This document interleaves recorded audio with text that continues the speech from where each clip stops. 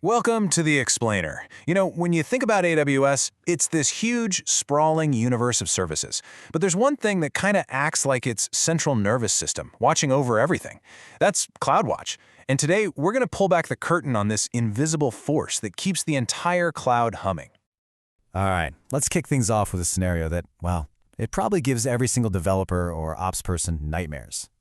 Picture this. You've built this amazing app. You're using, 20 different cloud services? It's a work of art. But then, the pager goes off at 3 a.m. And suddenly, all that beautiful complexity, it just became your worst enemy. Okay, so here's how we're going to tackle this. First, we'll dig into that problem of cloud sprawl.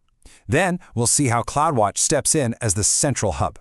We'll get a real look at its massive ecosystem, talk about the power you get from that unified view, and then we'll peek into what's next for observability. All right, first things first, we really need to understand the core challenger. Modern apps aren't these neat little monoliths anymore. They're more like sprawling digital cities. And with that kind of scale, you get a very unique kind of chaos. Just think about it for a sec. You've got your virtual servers, your serverless functions, a bunch of different databases, storage, message queues. They're all working together. It's like this incredible orchestra, right? But here's the catch. Each one of those instruments is shouting its own updates, its logs, its metrics. And without a conductor to make sense of it all, it's not music, it's just noise. So how in the world do you turn that cacophony into a symphony? Well, this is where AWS gives you the conductor's podium. Let's talk about how Cloudatch steps up to lead this orchestra. So what is Cloudatch, really? At its heart, its mission is actually pretty simple. It's the official collector. Its whole job is to gather up performance data, logs, events, pretty much everything happening in your AWS account, and funnel it into one single place. It's basically the control tower for your entire AWS airport, seeing every single plane on every runway. Okay, so I just made a pretty big claim, right? That Cloudatch monitors virtually all AWS services. That sounds great, but is it true? Let's look at the proof. Let's start with the absolute heart of any application, the engine room, the compute. This is where your code runs, and you absolutely have to know if it's healthy. And this is what's so cool. Look at the breadth here. It doesn't matter how you're running your code. Are you on a classic EC2 virtual server, a modern Lambda function, or a giant Kubernetes cluster on EKS? It makes no difference. All of their vital signs, CPU, memory, errors, you name it, they all get piped straight into Cloudatch automatically. Okay, next up. If compute is the engine, then your data, well, that's the fuel. And believe me, a slow database or storage can bring your entire system grinding to a halt. And you see the exact same pattern here, across the whole data layer. Whether we're talking about file uploads to S3 or the read-write throughput on a super busy DynamoDB table, Cloudatch is on it. It's tracking everything. This is how you spot a nasty latency spike before your customers do. And this integration isn't just for the old-school foundational services. Oh no, it is built in from day one for the absolute cutting-edge stuff too.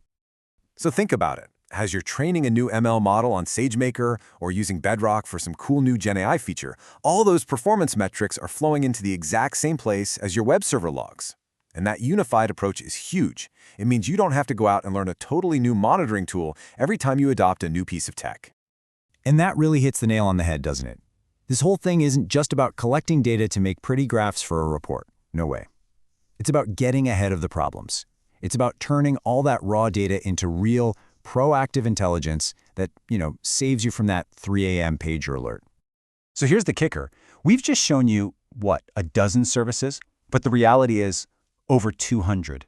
200 plus distinct AWS services automatically push their metrics to Cloudatch. The scale is just mind-boggling. It really truly is the central nervous system for the entire platform. Okay, so we've established Cloudatch as this gigantic data lake for all your operational data. But just collecting data, that's only step one, right? The real magic, the fun part, is when you start to make all that data work for you. Let's dig into that. Right, let's go back to our airport control tower. A controller doesn't just sit there and watch planes fly around. No, they direct them. They tell them when to take off, when to land, how to avoid hitting each other. Cloudatch lets you do the exact same thing for your applications. And this is the powerful workflow it unlocks. It's a simple 4-step process. 1, you collect everything. 2, you visualize it on dashboards so you can see your database latency right next to your web server's CPU. 3, you set up smart alarms. Hey, if CPU goes over 80%, let me know. And then 4, the most powerful step of all, you automate. And this is the key insight, really. This isn't just monitoring anymore. It's creating a fully automated feedback loop. If CPU goes over 80%, don't just page me, add another server automatically. That's how you build systems that can heal themselves. So, finally, where's all this headed? Well, the whole industry is kind of moving beyond just basic monitoring. We're moving towards this idea of true observability, which is all about being able to understand what's happening deep inside your system just by looking at the data it puts out. And yeah, Cloudwatch is evolving right alongside that trend. And you can really see this evolution in all the specialized tools they're building on top of the core platform. You've got real user monitoring, or RUM. Think of that like having a little stopwatch on every single one of your users' devices so you can see exactly how your site feels to someone in Tokyo versus someone in Ohio.